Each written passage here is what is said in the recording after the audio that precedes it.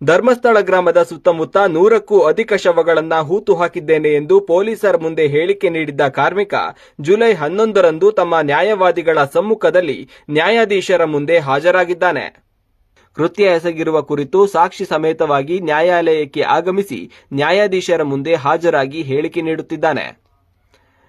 Dharmasthala police ಠಾಣೆಯಲ್ಲಿ July 4ರಂದು ನ್ಯಾಯವಾದಿಗಳಾದ Ojaswi Gowda ಮತ್ತು Sachin S Deshpande ಅವರ ಮೂಲಕ ದೂರು ನೀಡಿದ್ದ.